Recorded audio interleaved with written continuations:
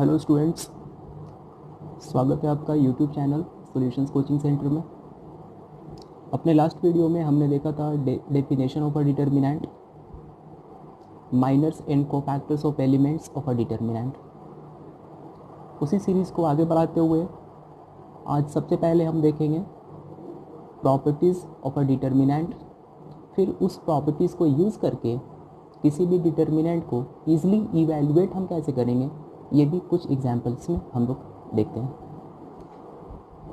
तो सबसे पहले हम स्टार्ट करेंगे properties of a determinant.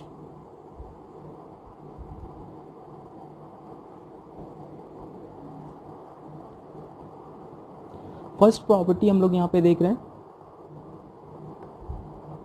If each element of a row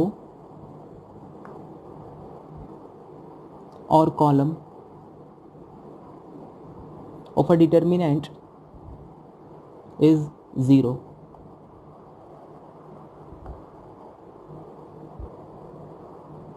then its value is 0। किसी भी डिटर्मिनेंट के किसी भी रो का सारा एलिमेंट अगर 0 हो तो उस डिटर्मिनेंट का वैल्यू 0 ही आएगा, या किसी भी कॉलम का सारा एलिमेंट अगर 0 हो तो भी उस डिटर्मिनेंट का वैल्यू 0 ही होगा। फॉर एग्जांपल, अगर डिटर्मिनेंट हम लें 0 0 0 3 2 5 102 96 79, इस डिटर्मिनेंट का वैल्यू अगर हमको फाइंड करना हो तो फाइंड करने का कोई भी ज़रूरत नहीं है, इसका वैल्यू 0 ही आएगा, चाहे हम किसी भी मेथड से इस डिटर्मिनेंट को इवैल्यूएट करें।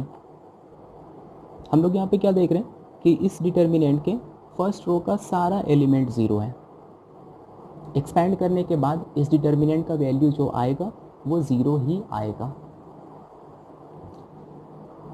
डिटर्मिनेंट अगर गिवन हो 93 79 256 0 0 0 391 793 295, इस डिटर्मिनेंट का वैल्यू भी क्या होगा, 0 ही होगा, क्योंकि सेकेंड कॉलम का सारा एलिमेंट 0 है।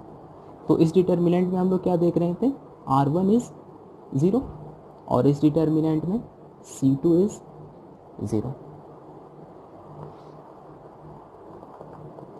Second property,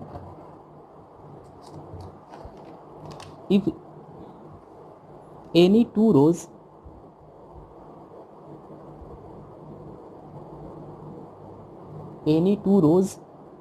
or columns of a determinant are identical, then its value is 0। Determinant का कोई भी 2 रोज आइडेंटिकल हो या कोई भी 2 कॉलम्स आइडेंटिकल हो तो उस डिटर्मिनेंट का वैल्यू भी 0 ही होगा। डिटर्मिनेंट 2 3 9 8 17 16 2 3 9, इस डिटर्मिनेंट को अगर हम एक्सपैंड करेंगे किसी भी रो से या किसी भी कॉलम से तो इस डिटर्मिनेंट का वैल्यू 0 ही आएगा, 0 होगा इसका वैल्यू। रीज़न यहाँ पे क्या होगा, since R1 and R3 are identical, first row and third row are identical. उसी तरह अगर कोई 2 कॉलम्स भी आइडेंटिकल हो, कोई भी 2 कॉलम्स आइडेंटिकल हो तो डिटर्मिनेंट का वैल्यू 0 ही आएगा।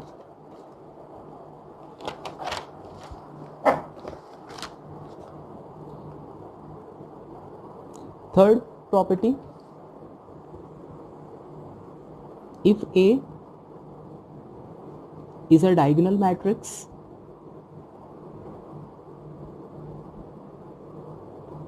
of order n, A कोई डायगोनल मैट्रिक्स है।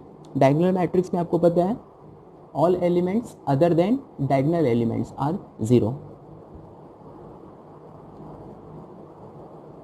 Then determinant of A is equal to A11 into A22 into A33 and so on. That is, value of the determinant is equal to product of the diagonal elements.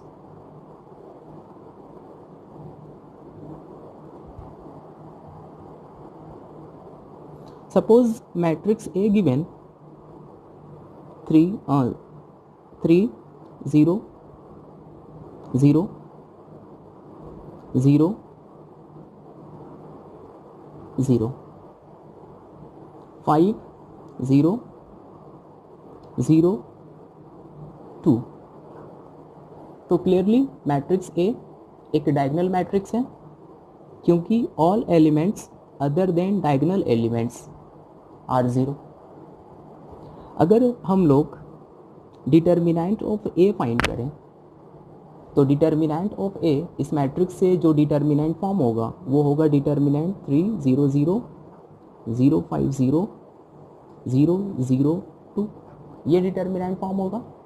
अगर इस determinant को हम expand करें और value find करें तो इस determinant का वैल्यू कितना आएगा, जितना डायगोनल एलिमेंट्स को मल्टीप्लाई करने पे आता हो. दैट इज 3 इंटू 5 इंटू 2 30 ही आएगा. आप इसको किसी भी रो या किसी भी कॉलम से एक्सपैंड कर लो, इसका वैल्यू 30 आएगा जो कि product of the diagonal elements के इक्वल होगा. Fourth property,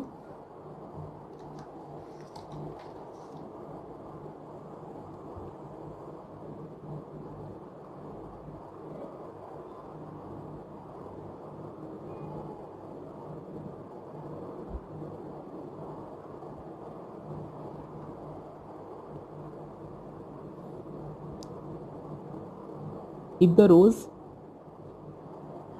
and columns of a determinant are interchanged.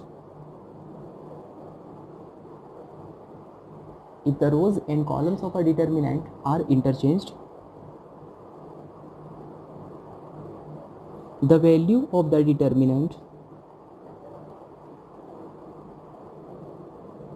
remains unchanged.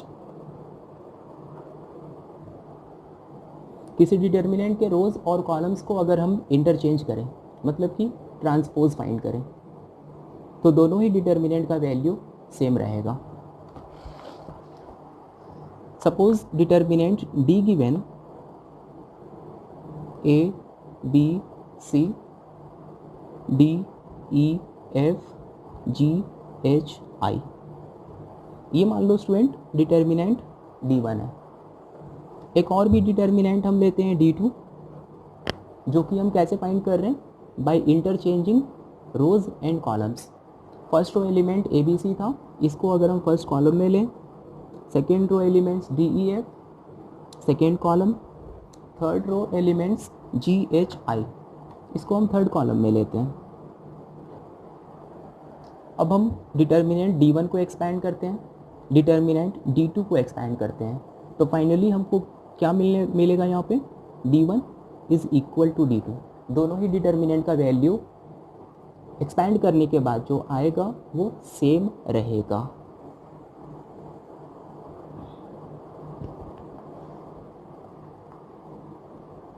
Fifth property,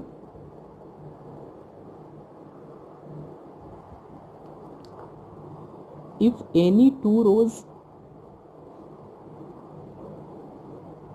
or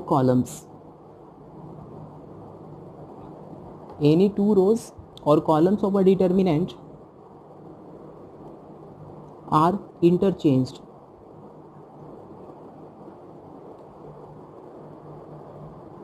then the value of the determinant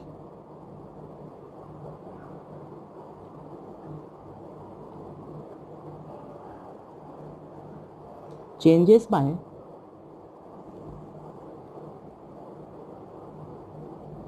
minus sign only.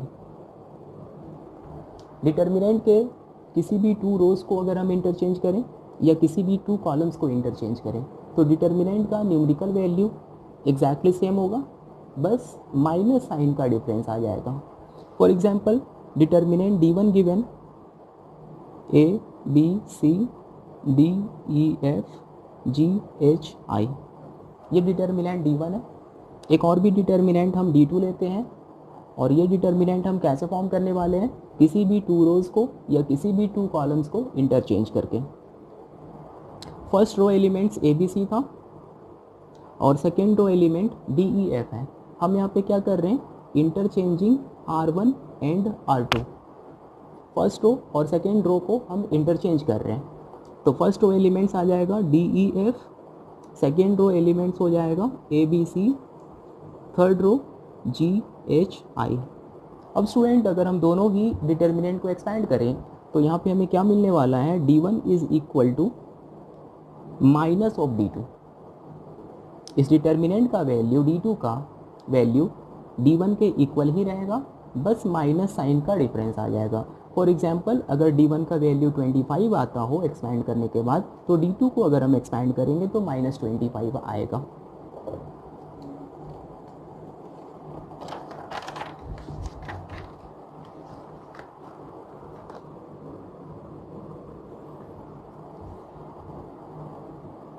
Sixth property,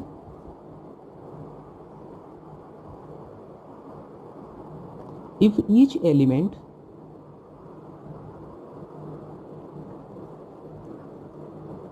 of a row or column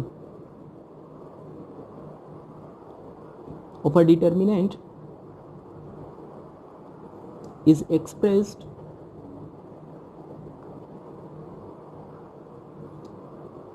as a sum of two or more terms,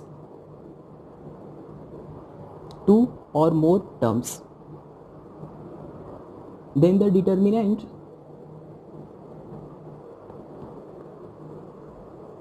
can be expressed as the sum of two or more determinants.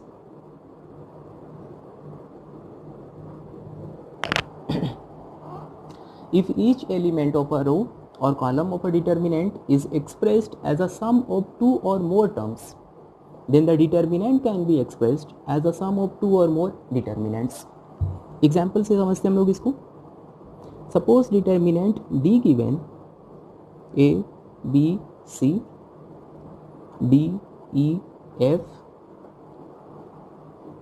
G plus K1 H plus K2 I plus K3, ये determinant D given है। इस determinant में हम लोग क्या देख रहे हैं, थर्ड कॉलम में जितना भी एलिमेंट्स हैं वो किस फॉर्म में प्रेजेंट है, sum of two terms.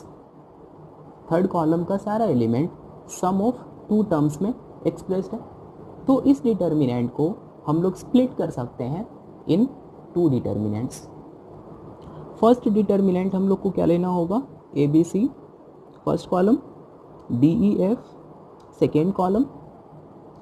Third column में हम लोग फर्स्ट कंपोनेंट ले लेंगे G H I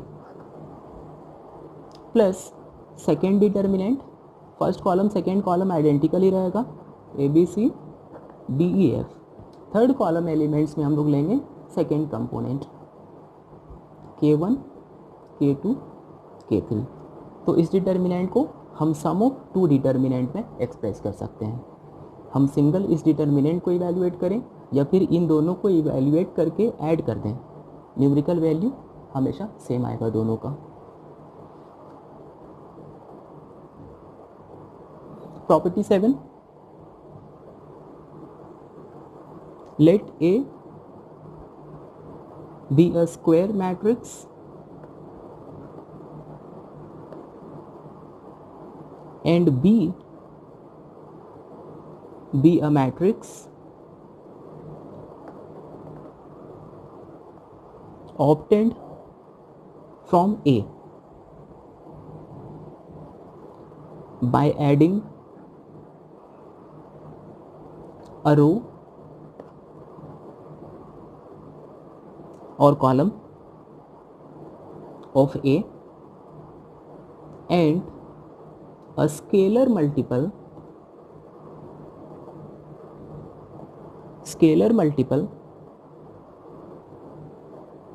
of another row or column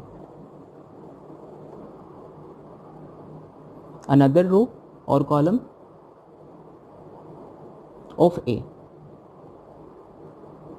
then determinant of B is equal to determinant of A.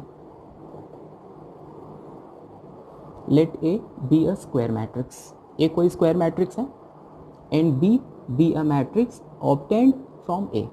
Matrix B को भी हम क्या कर रहे हैं, A से ही ऑब्टेन करेंगे. A से ऑब्टेन ये कैसे होगा?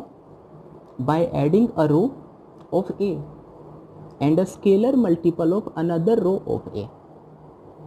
मैट्रिक्स A के किसी रो को, मैट्रिक्स A के किसी अनदर रो को किसी स्केलर से मल्टीप्लाई करके अगर हम ऐड कर दें और उससे मैट्रिक्स B ऑब्टेन करें, तो determinant of B and determinant of A दोनों सेम होगा.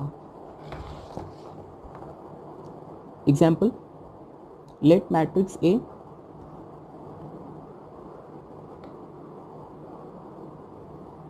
A अगर हम कंसिडर करते हैं A B C D E F G H I, ये मैट्रिक्स A था.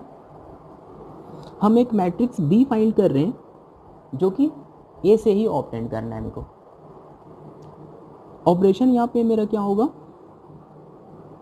सपोज हम R1 ऑपरेट कर रहे हैं फर्स्ट रो, और R1 में हम क्या करने वाले हैं, R1 प्लस फर्स्ट रो में सम अनदर रो को ऐड करना है किसी स्केलर से मल्टीप्लाई करके. सपोज हम सेकेंड रो एलिमेंट्स को स्केलर के से मल्टीप्लाई करते हैं, सेकेंड रो एलिमेंट्स को, और उसको फर्स्ट रो में ऐड कर रहे हैं, और इससे हम मैट्रिक्स बी फाइंड करते हैं. तो क्लियरली मैट्रिक्स बी का फर्स्ट रो चेंज हो जाएगा और फर्स्ट रो होगा क्या, R1 प्लस के R2. सेकेंड रो को के से मल्टीप्लाई करना है, सेकेंड रो को के से मल्टीप्लाई करना है और उसको फर्स्ट रो एलिमेंट्स के साथ ऐड करना है करस्पॉन्डिंगली. तो सेकेंड रो को जब हम के से मल्टीप्लाई करेंगे तो ये हो जाएगा के डी के ई के एफ, और उसके बाद करस्पॉन्डिंगली फर्स्ट रो एलिमेंट्स के साथ उसको ऐड कर देंगे. तो ये एलिमेंट यहाँ पे मिल जाएगा A plus k D, B plus k E, C plus k F. Second row third row identical, D E F G H I. Matrix A ये गिवन था, मैट्रिक्स बी हमने मैट्रिक्स ए से find किया by elementary transformation. अगर हम determinant of A find करें, determinant of B find करें, तो यहाँ पे हम लोग देख सकते हैं determinant of A is equal to determinant of B. दोनों के डिटर्मिनेंट का वैल्यू इक्वल होगा. ये इस टाइप का ऑपरेशन हम किसी कॉलम में भी अप्लाई कर सकते हैं. सपोज ए से हम एक मैट्रिक्स सी फाइंड करते हैं और मैट्रिक्स सी के लिए हम कॉलम ट्रांसफॉर्मेशन ले रहे हैं. सपोज ऑपरेशन है मेरा operating C1 plus C2 minus C3. इस टाइप का ऑपरेशन हम यहाँ पे ले रहे हैं. फर्स्ट कॉलम एलिमेंट में हम सेकेंड कॉलम को ऐड कर रहे हैं और थर्ड कॉलम को सब्ट्रैक्ट कर रहे हैं. यहाँ पे स्केलर मल्टीपल मेरा 1 है, 1 into C2 1 into C3. First column में ऐड करना है सेकेंड कॉलम को और थर्ड कॉलम को सब्ट्रैक्ट करना है और चेंजेस फर्स्ट कॉलम में शो करना है. तो first column plus second column minus third column, तो फर्स्ट कॉलम एलिमेंट आ जाएगा मेरे पास ए प्लस बी माइनस सी, ए प्लस बी माइनस सी, D plus E minus F, D plus E minus F, जी plus H minus आई, जी plus H minus आई। Second column third column में कोई भी changes नहीं करना है तो सेम रहेगा, B E H C F I. अब अगर हम डिटर्मिनेंट ऑफ ए फाइंड करें, डिटर्मिनेंट ऑफ सी फाइंड करें, तो यहाँ भी दोनों का वैल्यू सेम मिलेगा। Determinant of A is equal to determinant of C. Most important property है, इसी का सबसे ज़्यादा यूज़ हम लोग आगे करने वाले हैं।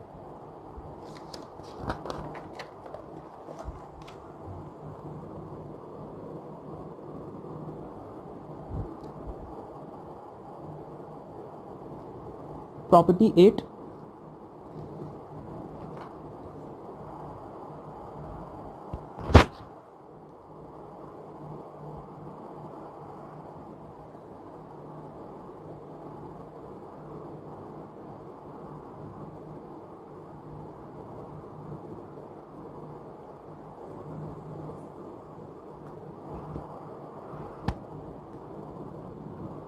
let A be a matrix of elements Aij,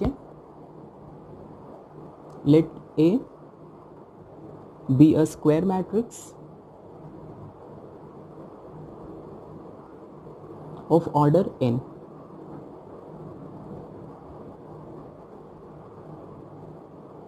then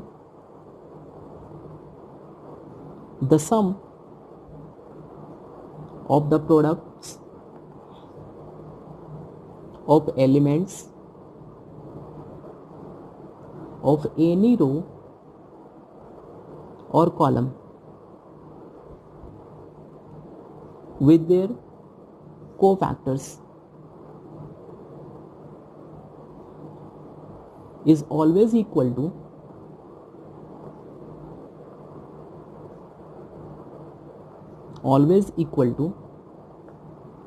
determinant of A.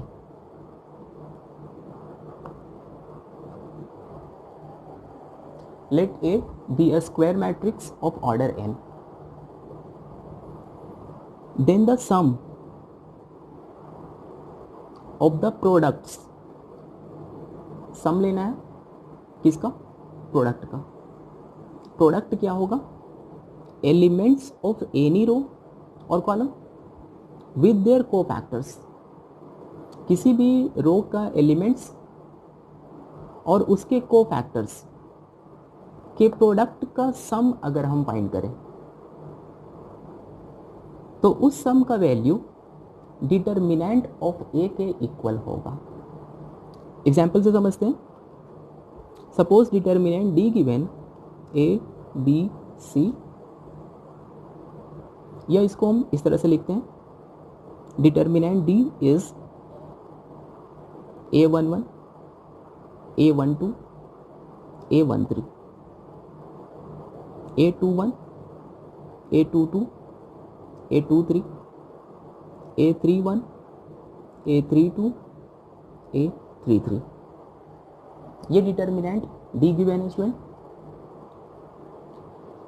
हम अगर यहाँ से किसी रो को कंसिडर करें या किसी कॉलम को कंसिडर करें, सपोज हम फर्स्ट रो एलिमेंट्स कंसिडर करते हैं, first row elements that is A11, A12 and A13, और इसी रो के एलिमेंट्स के कोफैक्टर्स को भी फाइंड कर लें, करस्पॉन्डिंगली मल्टीप्लाई करें और उस प्रोडक्ट का सम फाइंड करें। फर्स्ट रो एलिमेंट्स मेरे पास A11 है, A12, A13, ये 3 एलिमेंट्स फर्स्ट रो एलिमेंट्स हैं। इसको ये सबको मल्टीप्लाई करो किससे? उसी एलिमेंट के कोफैक्टर्स के साथ। A11 इस एलिमेंट का कोफैक्टर होगा A11, A12 इसका कोफैक्टर होगा A12, A13 इसका कोफैक्टर होगा A13। ये 3 प्रोडक्ट मेरे पास है। ये 3 प्रोडक्ट का अगर हम सम फाइंड करें, तीनों का अगर हम सम फाइंड करें, इसका वैल्यू डिटर्मिनेंट डी के इक्वल आएगा। अपने लास्ट वीडियो में हम बताए थे डिटर्मिनेंट को एक्सपैंड कैसे करते हैं। सेकेंड ऑर्डर डिटर्मिनेंट का भी एक्सपेंशन हम लोग देख चुके हैं, थर्ड ऑर्डर डिटर्मिनेंट का भी एक्सपेंशन हम लोग देख चुके थे। एक्सपैंड करके हम लोग वैल्यू फाइंड करे थे वहाँ पे। एक और भी प्रोसेस है डिटर्मिनेंट के वैल्यू को फाइंड करने के लिए। तो ये था किसी रो को कंसीडर किए थे हम ऐसा किसी कॉलम को भी कंसीडर करके कर सकते हैं। सपोज हम सेकेंड कॉलम एलिमेंट्स कंसीडर करते हैं, तो सेकेंड कॉलम एलिमेंट्स मेरे पास आएगा A12, A22, A32। Second column elements हमने लिया, सबको मल्टीप्लाई करेंगे उसी के कोफैक्टर से। इसका कोफैक्टर होगा A12, इसका कोफैक्टर होगा A22 और इसका कोफैक्टर होगा A32। ये थ्री प्रोडक्ट्स का सम फाइंड करते हैं और इसका वैल्यू डिटर्मिनेंट ऑफ डी के इक्वल आएगा।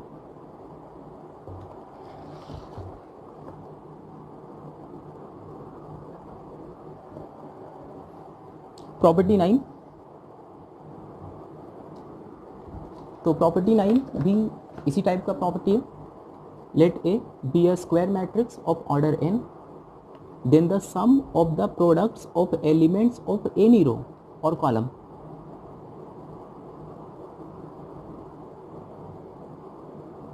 with the cofactors of the corresponding elements of some other row or column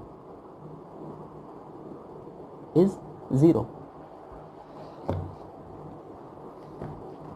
तो देखो प्रॉपर्टी 8 में हम लोग क्या देखें, किसी भी रो के एलिमेंट्स को अगर उसी रो के कोफैक्टर के साथ मल्टीप्लाई करके ऐड करें तब उसका वैल्यू डिटर्मिनेंट के इक्वल आता है।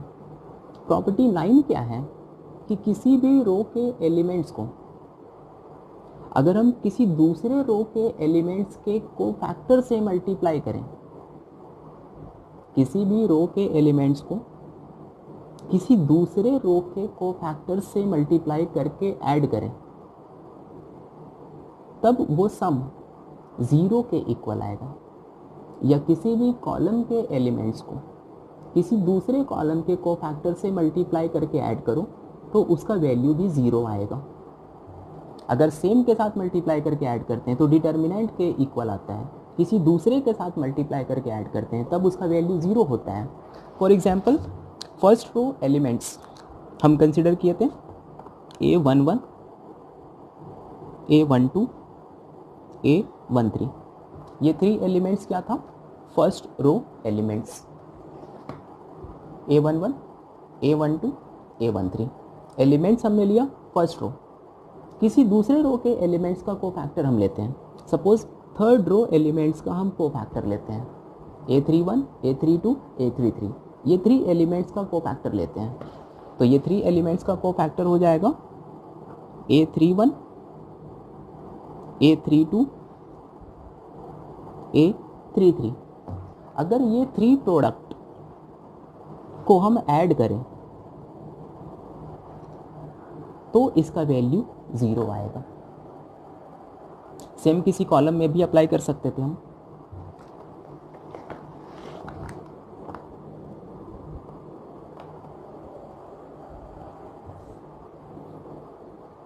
Tenth property,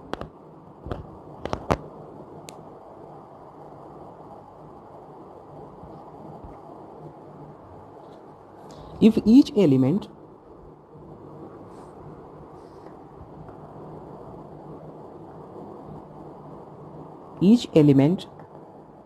of a row or column of a determinant is multiplied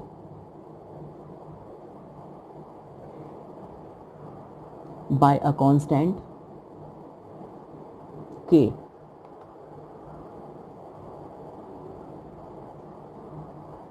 then the value of the new determinant is k times the value of the original determinant. If each element of a row or column of a determinant is multiplied by a constant k, then the value of the new determinant is k times the value of the original determinant. For example, determinant d1 is given a, b, c, d, e, f, g, h, i. हम लोग यहाँ पे क्या कर रहे हैं, किसी रो के एलिमेंट्स को या किसी कॉलम के सारा एलिमेंट्स को किसी कांस्टेंट k से मल्टीप्लाई करते हैं. सपोज हम लोग यहाँ पे क्या कर रहे हैं, ऑपरेटिंग R3 5 इंटू R3, हम थर्ड रो एलिमेंट्स को कांस्टेंट 5 से मल्टीप्लाई करते हैं, तो एक न्यू डिटर्मिनेंट D2 मिल जाएगा जिसका थर्ड रो चेंज्ड होगा. First row same ABC, second row elements DEF and third row elements को 5 से मल्टीप्लाई करना है, तो इसका वैल्यू आएगा 5G, 5H एंड 5I. अब हम D1 को एक्सपैंड करके वैल्यू फाइंड करेंगे, D2 को एक्सपैंड करके वैल्यू फाइंड करेंगे, तो हम लोग को यहाँ पे क्या मिलने वाला है, D2 is equal to 5 into D1. The value of the new determinant is k times the value of the original determinant. New determinant D2 था, इसका वैल्यू D1 का 5 टाइम्स हो जाएगा. मीन्स किसी भी रो के एलिमेंट्स को या किसी भी कॉलम के एलिमेंट्स को अगर हम किसी भी कांस्टेंट से मल्टीप्लाई करें, किसी भी स्केलर से मल्टीप्लाई करें, तो डिटर्मिनेंट का वैल्यू चेंज हो जाता है और उतना ही टाइम्स चेंज होगा जितना से हम किसी रो को या किसी कॉलम को मल्टीप्लाई किए थे. तो आपको याद रखना है कि किसी भी रो के एलिमेंट को या किसी भी कॉलम के एलिमेंट को अगर हम किसी कांस्टेंट से मल्टीप्लाई करते हैं तो डिटर्मिनेंट का वैल्यू चेंज हो जाता है. इसलिए जब भी हम मल्टीप्लाई करेंगे, जितना से भी मल्टीप्लाई करेंगे उतना से डिवाइड भी करना पड़ेगा. इससे एक कंक्लूजन ये भी मिल सकता है स्टूडेंट कि किसी भी रो से या किसी भी कॉलम से हम एक फैक्टर कॉमन ले सकते हैं. मैट्रिसेस में ऐसा नहीं होता था. मैट्रिसेस में हम कॉमन तभी ले सकते थे जब वो फैक्टर सारा एलिमेंट्स में प्रेजेंट हो, तब कॉमन आता था. लेकिन डिटर्मिनेंट में ऐसा नहीं है. हम किसी रो से कॉमन ले सकते हैं, हम किसी कॉलम से भी कॉमन ले सकते हैं. फॉर एग्जांपल, अगर D2 के R3 से हम अगर 5 कॉमन ले लें, D2 के थर्ड रो से अगर हम 5 कॉमन ले लें, तो थर्ड रो एलिमेंट्स फिर से आ जाएगा GHI और जो डिटर्मिनेंट यहाँ पे मिलेगा वो एग्जैक्टली D1 होगा. तभी D2 is equal to 5 into D1 आ सकता है. तो किसी भी रो से या किसी भी कॉलम से हम कॉमन ले सकते हैं डिटर्मिनेंट में.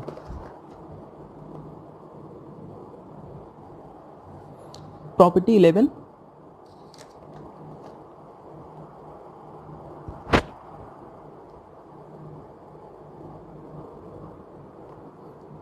if A and B are square matrices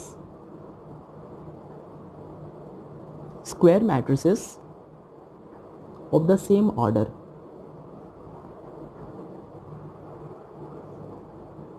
then determinant of A into B is equal to determinant of A into determinant of B. If A and B are square matrices of the same order, A and B क्या है, square matrices of the same order. Order भी दोनों का same है. अगर हमें find करना हो determinant of A into B, तो determinant of A into B हम कैसे फाइंड करेंगे, सबसे पहले मैट्रिसेस A एंड B को मल्टीप्लाई करेंगे तो प्रोडक्ट मैट्रिक्स AB मिलेगा. अब उस AB से को हम डिटर्मिनेंट में कन्वर्ट करेंगे, फिर उसको एक्सपैंड करेंगे तो डिटर्मिनेंट ऑफ ए बी का वैल्यू मिल जाएगा. अगर सिंपली हम जो मैट्रिक्स ए गिवन था उससे डिटर्मिनेंट ए फाइंड कर लें और जो मैट्रिक्स बी गिवन था उससे डिटर्मिनेंट ऑफ बी फाइंड कर लें और उन दोनों को मल्टीप्लाई करें, तो भी इसी का वैल्यू जितना था उतना ही आ जाता है. तो ये टोटल 11 प्रॉपर्टी है जो आपको अच्छे से याद रखना होगा, जिसका यूज़ हम सम्स में करने वाले हैं. कुछ एग्जाम्पल्स हम यहाँ पे सॉल्व करेंगे. तो स्टूडेंट क्वेश्चन है, without expanding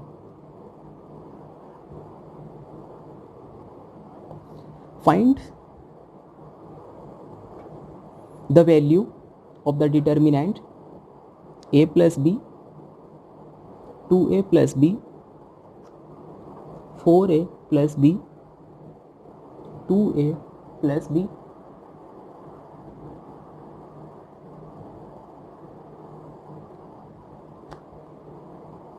3a plus B, 5a plus B, 3a plus B, 4a plus B, 6a plus B. इस डिटर्मिनेंट का वैल्यू फाइंड करना है।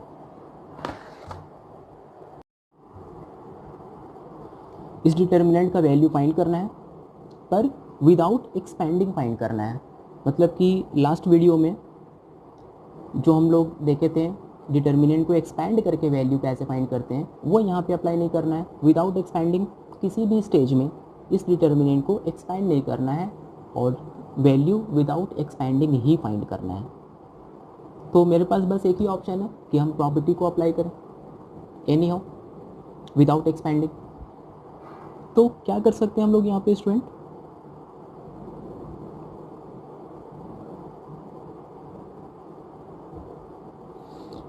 अगर हम फर्स्ट कॉलम और थर्ड कॉलम एलिमेंट्स को ऐड करते हैं तो क्या होगा, 4a plus 2b, 4a plus 2b आएगा यहाँ पे, ठीक है।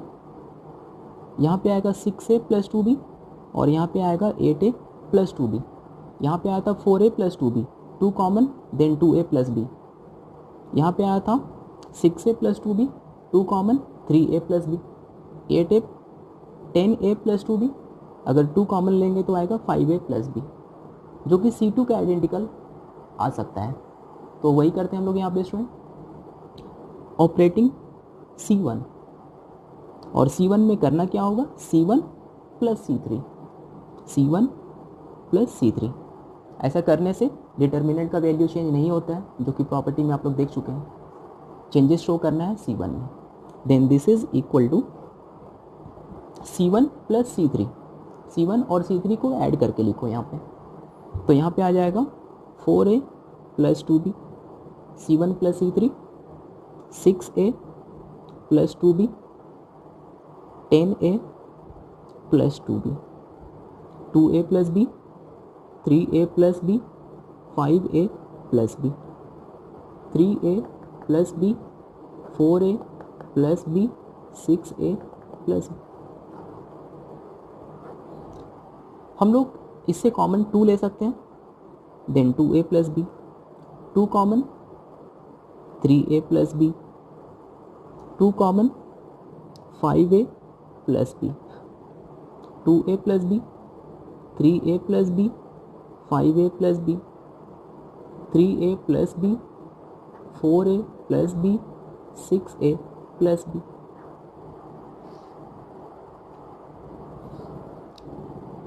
अकॉर्डिंग टू द प्रॉपर्टी हम डिटर्मिनेंट के किसी भी रो से या किसी भी कॉलम से कुछ भी कॉमन ले सकते हैं।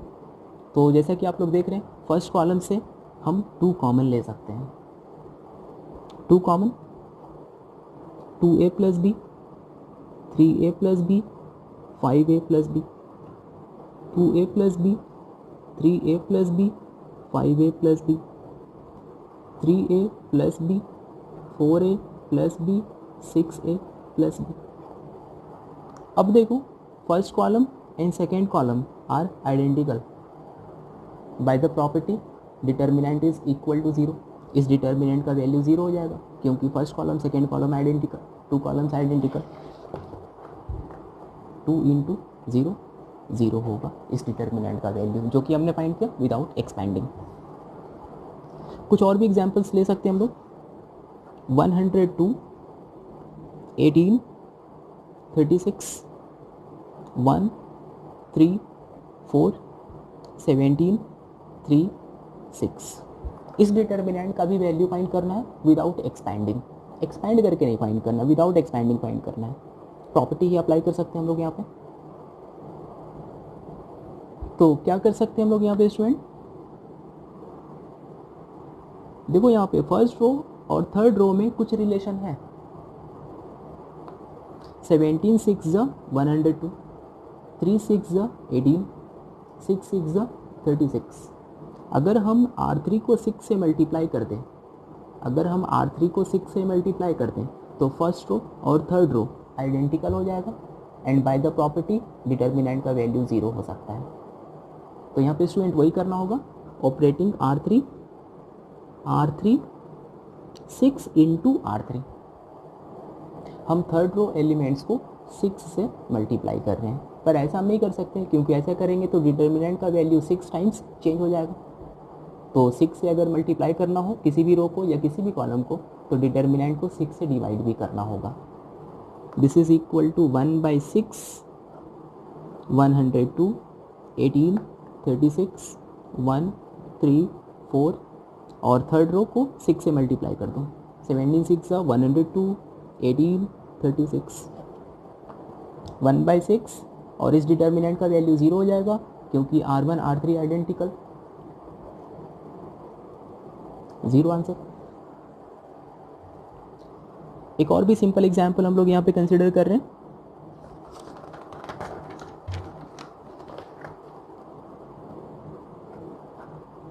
2 3 5 7 8 9 65 75 86।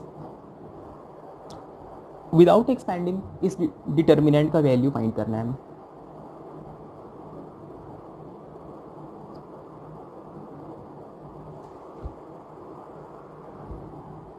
तो क्या कर सकते हैं स्टूडेंट,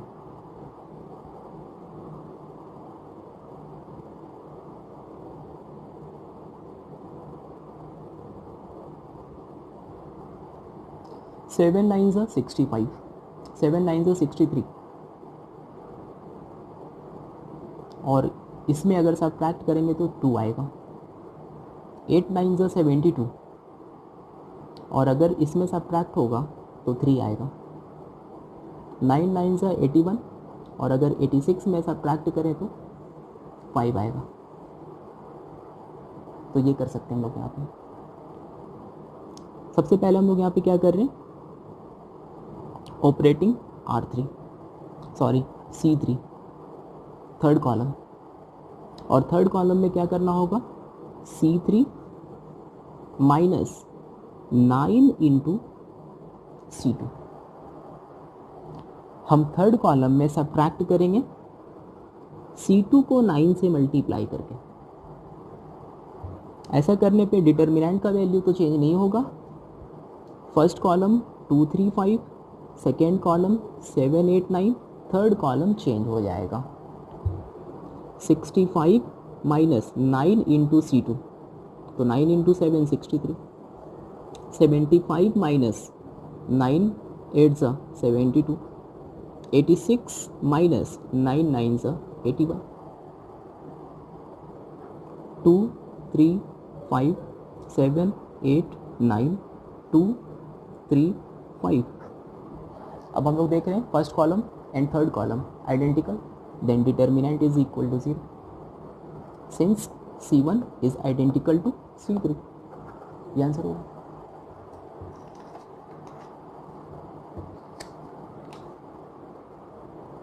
तो आज के वीडियो में बस इतना ही। जल्दी मिलते हैं नेक्स्ट वीडियो में। इसी टॉपिक को और भी हम एग्जाम्पल के साथ एक्सप्लेन करेंगे।